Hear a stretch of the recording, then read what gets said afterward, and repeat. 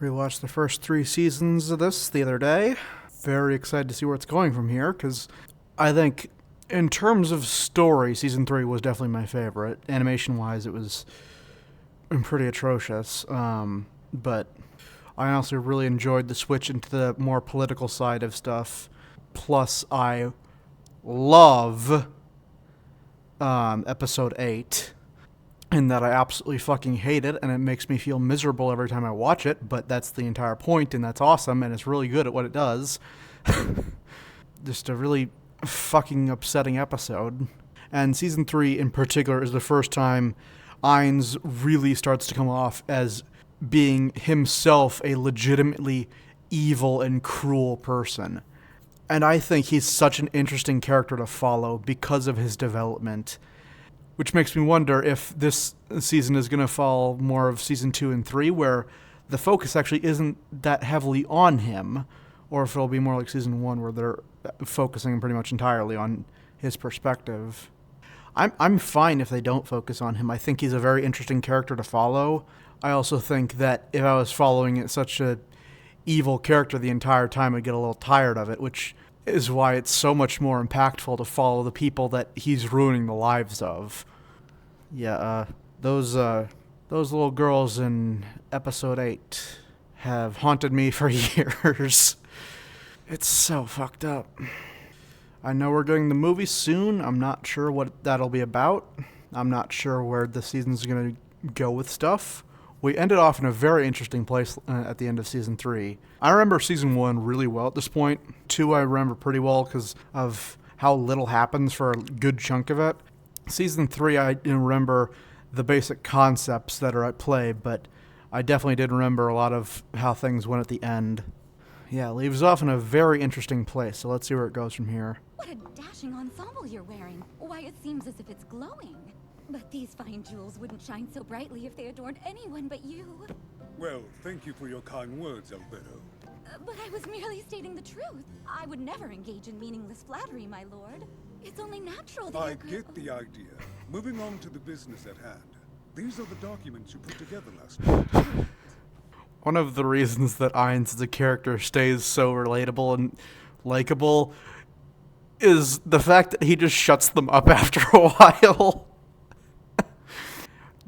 It's amusing for a little bit, but they get to be a bit much. You didn't bother learning any laws because you're above them, so they're meaningless Jesus. to you. Yes, naturally.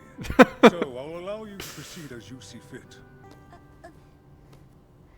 Oh, yeah, by the way, Evil Eye best girl. Albedo might be worst girl. Personally, so that they remain anonymous. That way I can sneak in my own ideas too. All they need to do is live, breathe, and die for their master. I agree in a sense, at least. Knowledge is worth more when it's monopolized. But that's only one way to look at the situation. Damn. I think the proposal... Is this what you wanted? His lap? How dare you? She wanted uppies? You can come too. He'll come, alright. With your permission, is there room for me? Alberto, please. You're an adult. Don't mind her. What brings you? That was a sound. Also, aren't these two like 87? I'm happy. Worried about that issue from before? Yes, that's right. Naturally. What issue? I've given it some thought, and I have a couple of... Have we taken any action yet? We have. With any luck, we'll be reaping the seeds that Demiurge sowed in no time. Oh god. I'm sure he has it under control. Why would you let him reap anything? Plans in the Holy Kingdom. In the meantime, I have a small matter I Movie need to- setup. But you're responsible for all of Nazarik's domestic affairs. That might be tough. I promise I'll return as soon as possible. Pandora's actor can take my place for a while, can't he? I suppose that might work. I'll speak with him directly about the matter. Should I he be in trust charge you, of anything? I'm looking for ideas to improve the Sorcery Kingdom. Speak freely. I think that all of the boys should dress up like girls, and all of the girls should dress up like boys as required by law. Based. I agree. That sounds good. Based. That was a close... Yes, no, sir! Stop! I understand that your manner of speech is my doing. How many years ago did he make But I have a Pandora's actor? suggestion. Although I don't recall Was it why I like set you to these 10 specifications, or I'm honored that you more? stuck to them. And what do you think of humans? Do you find them to be insipid? I do. They weren't created by any of the supreme beings, after all. They're wretched creatures. It seems like all the NPCs see humans as inferior. I mean, there are other types of these creatures, right? There's other succubi, there's other demons like demiurges, there's other dark elves. I mean, there's been multiple mentions from Ainz about a dark elf kingdom and possibly finding one, which, even if there isn't one, would strongly imply that there are other dark elves.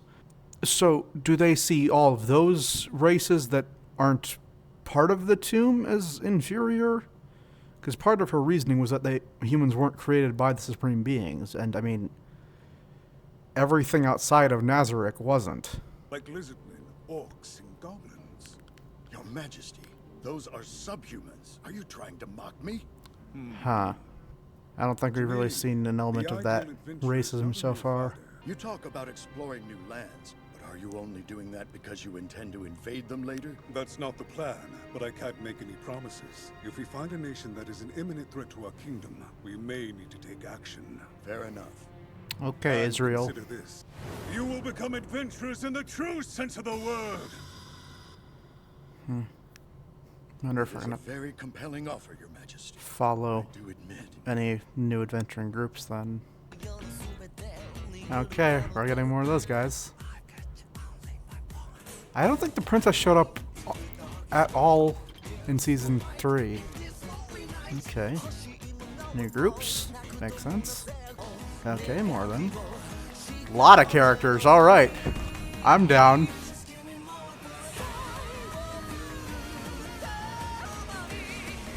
Lots of different fights it's showing off.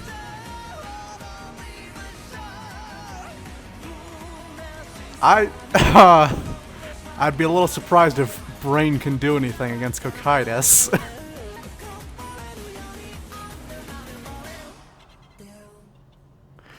Oh, that's a good one. Overlord music goes so hard. Soon, and we'll cook something delicious. Curious if there's going to be any formal relations Quite an between impressive orphanage you started. her Expensive? and her family and Ainz.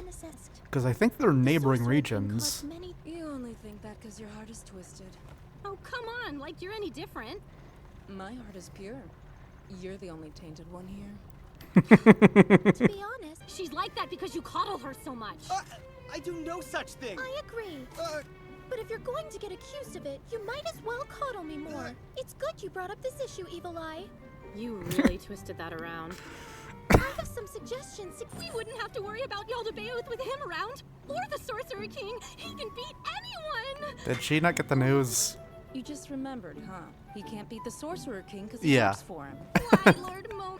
I'm curious what she'll think when she meets Ainz. How well do you think Normally. you do against the Sorcerer King? The adventurers are continuing their search for Prince Barbaro, but they haven't found Yeah, so good much luck as a with hint that. of his whereabouts. There's little hope that he's still alive. Yeah, Ainz can't exactly Searching announce for that him all the same. any of Shall his we, Doc? subordinates killed him. I was hoping that I could rely on Marquis Raven's expert guidance, but I fear he may never return. Well, that's a problem for another day. Right I wouldn't now, as next in exactly line be to the throne, surprised. I need to.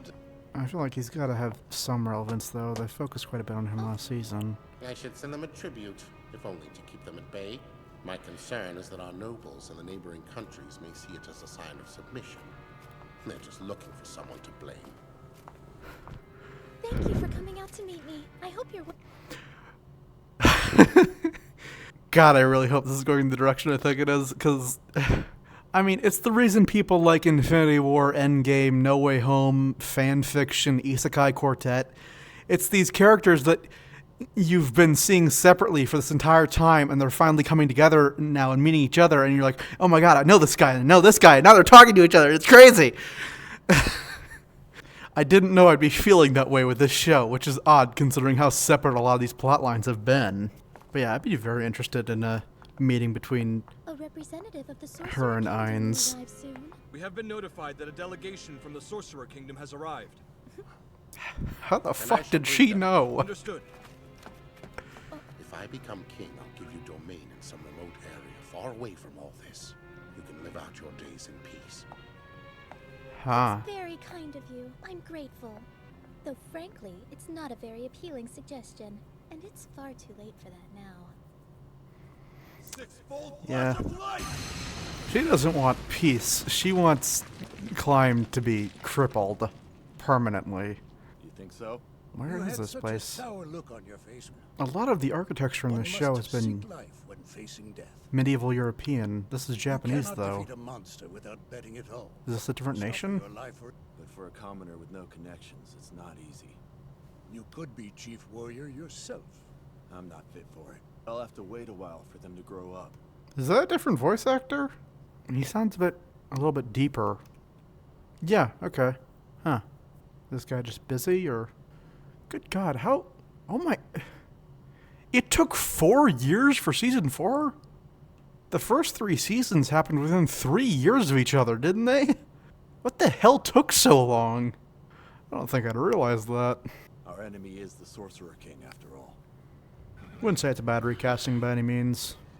Just different, yeah. Here they come. Okay. If they're all going to be motionless, you could draw them. Like, for fuck's sake. Call me Philip.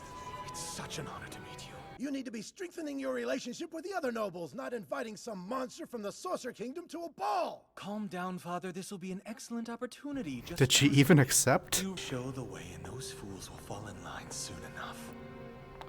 She is really chill about She's this. truly the most beautiful woman. Unfortunately, I'm single. And a bit lonely, I must say. What a shame. Huh. She's actually playing the character. Sell the items for a reasonable price, and with the money you make, prepare countermeasures for the kingdom's inevitable food shortage. Now, how is your magic item research going? Huh. First time we've actually really seen Albedo do something substantial. It's a weird vibe for this show. Sounds more positive than I would expect. You may raise your head. Compared to the first 3, I mean, especially. Oh Lord boy. Ainz is satisfied with your work. I owe Lord Ainz my deepest gratitude. What lovely manners. I Huh. assume we don't need to discuss your other request. I see. Just make sure everything's ready before the invasion. I'm sure you're capable. Understood, your greatness. Huh. Could you tell me more about Lord Ainz? I'm sure you have all sorts of charming stories about His Majesty to share. I figured they'd get along well. I didn't think they were already scheming. Huh. Okay. Interesting. How long has Rhaenyra been working with them then? They must have only gotten in contact after the first attack, because that was when the nation was really announced to the rest of the world. Huh. What's the deal they struck then? And then, yeah, they'd mentioned plans to... Albedo was mentioning plans to invade. I imagine Ainz hasn't even been informed of that, and if he has, it was one of those things he didn't even bother to read. Which, like, fair enough, no one reads the terms and conditions, but with how much Demiurge and Albedo scheme, you should probably try to learn the stuff they say, because they'll assume you understood. What would Rhaenyra be after? I would assume it has something to do with Climb, but her eyes are usually psychotic. In this, they were dead. It was a odd shift. She looked more hypnotized than anything, but she didn't act like it. So I don't know if that was just an animation choice that differed from how they did it in season 2, or if that was supposed to be an active hint of something. Perhaps we should have intervened. Was this a can't be slain allowed to theocracy? continue. The descent of a new god? It has been quite a while.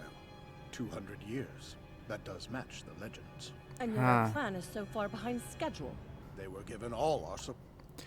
It's so interesting that there's like a full history to this world when it, from our perspective, it only began like months or a few years ago, back when Yggdrasil first shut down. But the thing that I find really interesting is that in the start of season 2, the Dragon and the woman it was talking to openly address and mention Yggdrasil, yet also mentioned several hundred years of history, which raises so many fucking questions. And I feel like we might start getting closer to answers now. I don't think we're going to get any real answers this season, but I feel like we might start getting closer to them. That leads me to believe that he may be allies with Honyon Panyoko, the vampire that the Black Scripture encountered. Do you think they have a connection to Yaldabaoth? Demi, you're just so much better at making up names. It's hardly Honyon if they all came Panyoko. from the same place. I hope you die! Die and rot! Wait, he's already dead. If you're cursing an undead, do you tell them to live? Then allying with the theocracy is my only hope. But You can't do that. Speak their name out loud. Yeah, you can't do that openly. To invite their messenger here. Yeah, you can't side with them openly. They're explicitly anti-human or anti-non-human. I was doing what I had to as a leader. Now all of a sudden everything is my fault. No one will help me. But don't worry, I'm not giving up yet. There must be something we can do to win this. Your Highness. Nothing to worry about. The slain theocracy must have an answer. They've been around much longer than our empire. Good luck with that. Please allow me to introduce Let's not do the whole song thing. It's just too much for me, all right? Perhaps I should make this brief. This fellow They should have gotten Sam Riegel to play this guy. I'd like to introduce today's challenger to all of you. It's gotta be someone we know. I'm sure you all remember. King of the Sorcerer Kingdom, His Majesty, Go!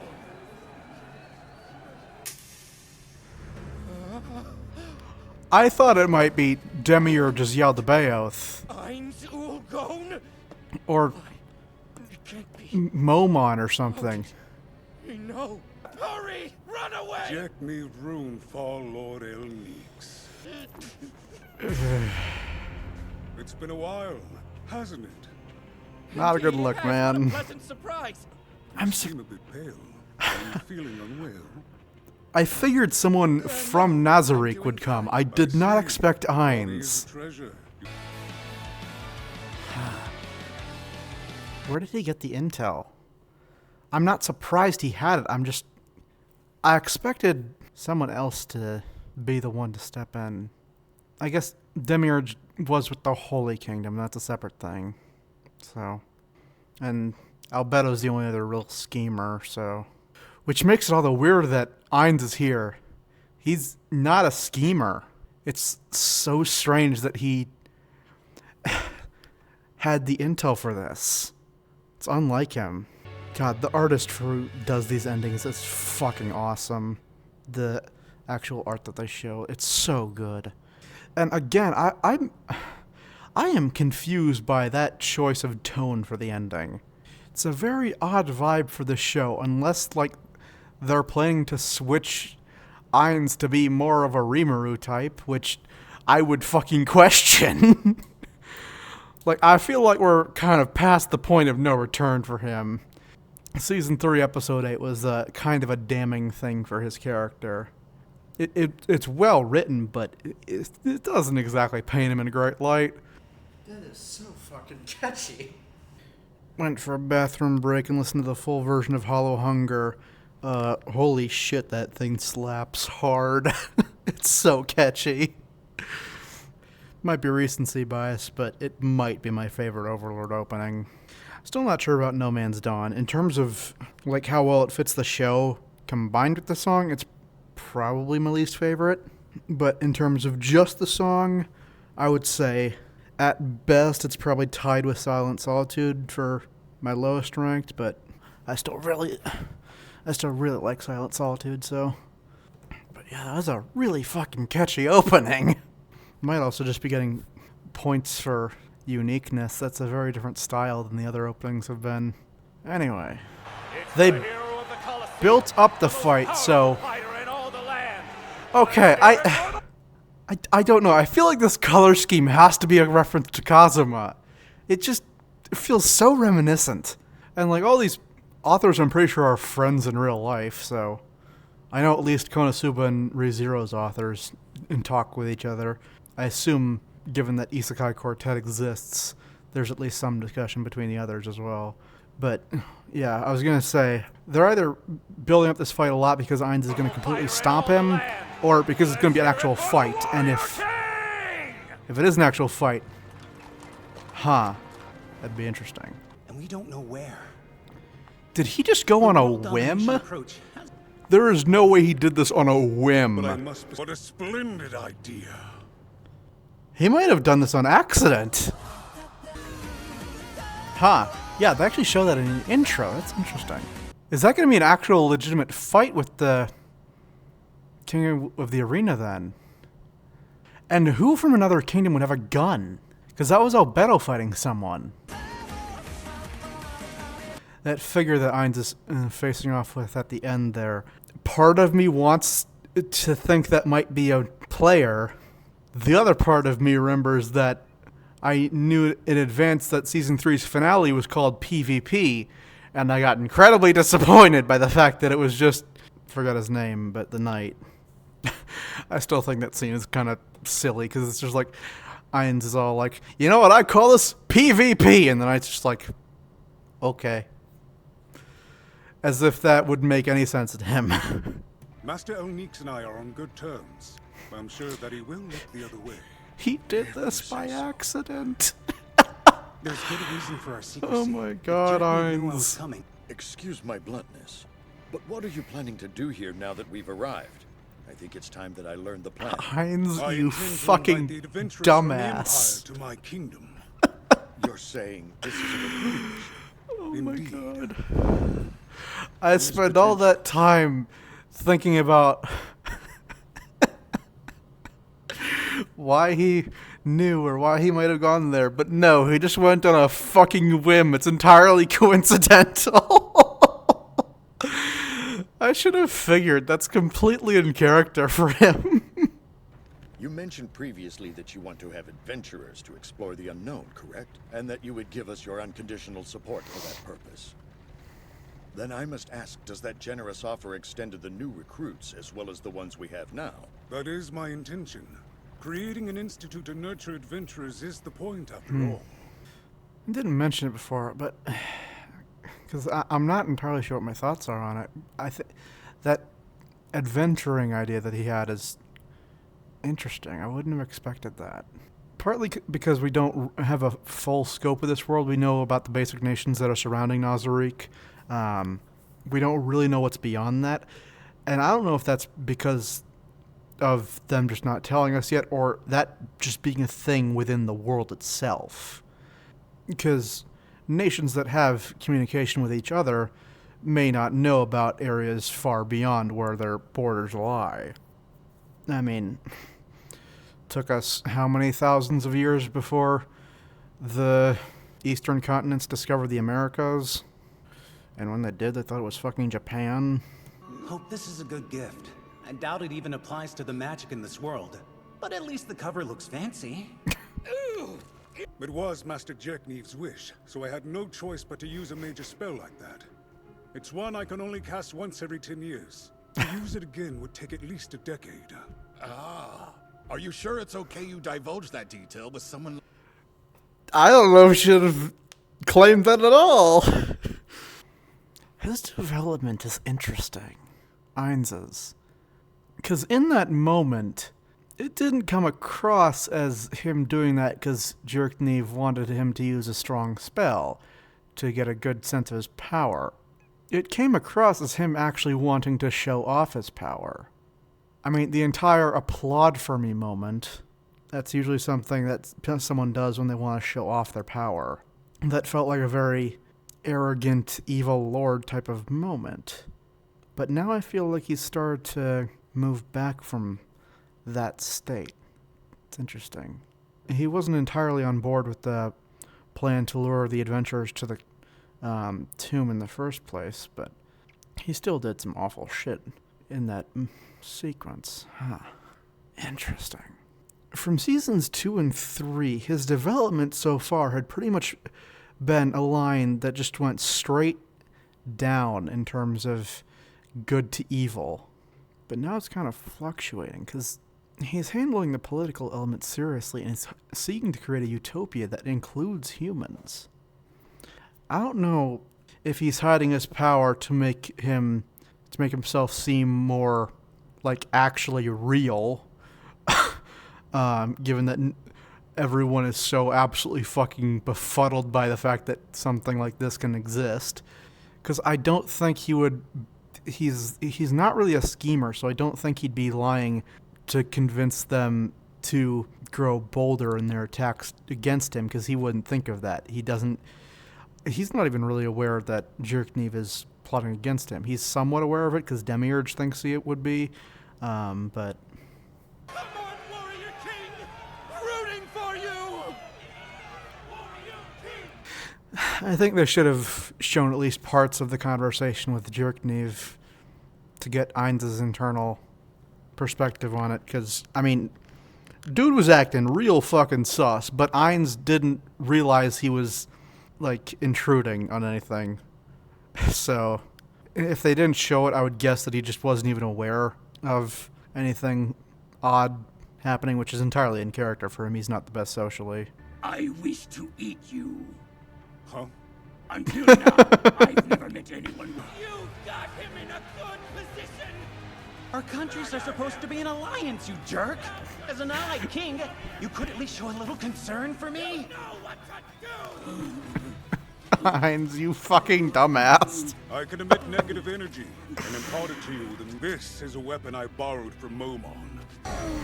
Do you really want to... High reinforcements! Greater high reinforcements! Activate! Ainz may be your ally. Oh my god, this is the best animation this show's ever had. Momon may be your ally in a technical level, but more people... publicly speaking, are Ainz and Momon, like, on friendly terms, or are they just allies? Aura of despair. Level 1. Strong strike! Divine skill! Single flash! Flow acceleration! Rah! That's what you get for using magic when you swore not to. Maybe it's just a skill and doesn't count as magic.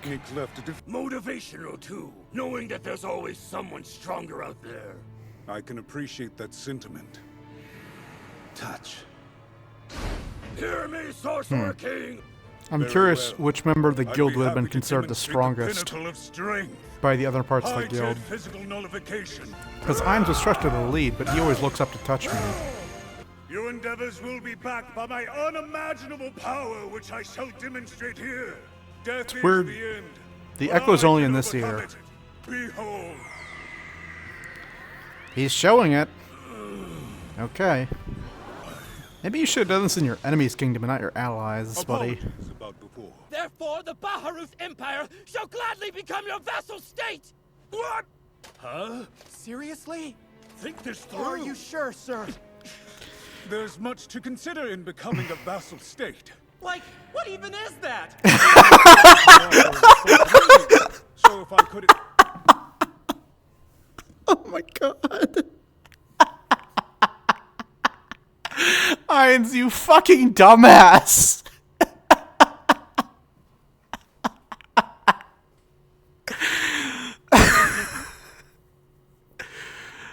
Oh my god.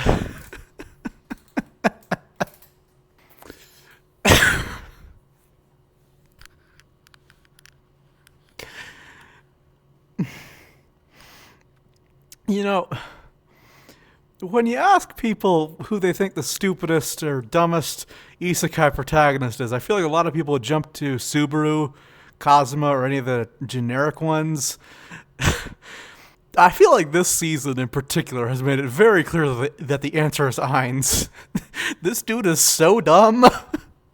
And granted, I think that's partly because of the actual education system of this setting. I think he said he was like... I'm pretty sure... in Isekai Quartet, he says he hasn't even finished middle school. Whether or not that kind of detail is canon, I'm not sure, because obviously Isekai Quartet is the hardest of canons, but all the details that it says about the characters, I'm not so sure. Because like with Reinhard, I'm pretty sure, like, yeah, everything they say about him and that is true. He has to have a divine protection of tug of war, like, obviously. Yeah, I think initially part of me thought that middle school comment was in this actual show, but it was actually in Isekai Quartet, which I might have mixed the two up a little bit. Both of those I've watched within the past week. I hate to admit it, but his cunning surpasses my own. He's seen through our plans, so we can't win anymore. More importantly, why the hell did he outright reject my offer to become a vassal state? He shouldn't have any reason to refuse me. It must have been something that went against his original plans. Perhaps he's plotting to conduct a terrible... I do feel like I should mention, him being a dumbass is not a criticism of the character or the show.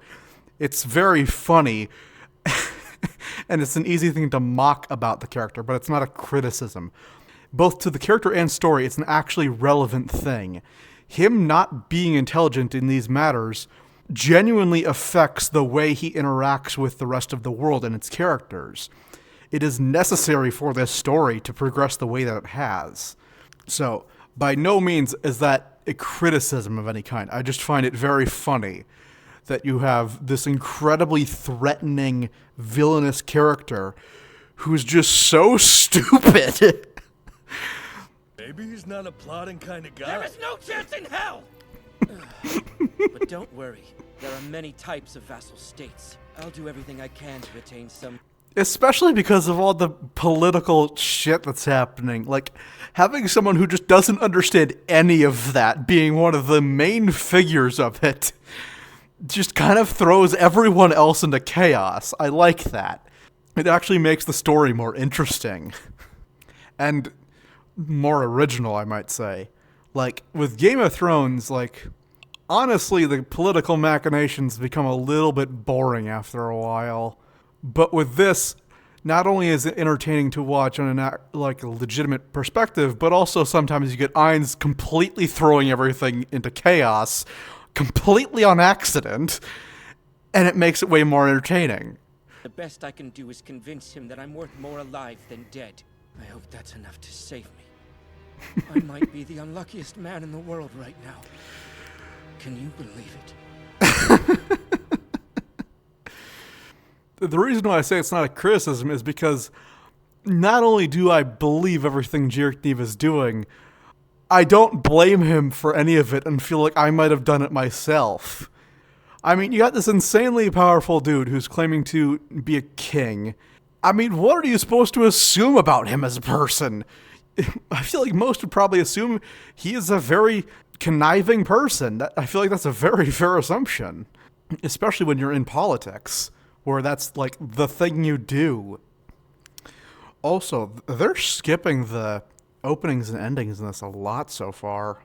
They would pretty much only do that for first episodes and finales in the other seasons. I'm not criticizing on that. I like this opening quite a lot, and the ending's pretty good too, but between that or getting more story and screen time, I would strongly prefer actually getting the content of the show. That's why, despite me absolutely adoring ReZero's music, I don't care that Realize and Longshot played twice in 25 episodes.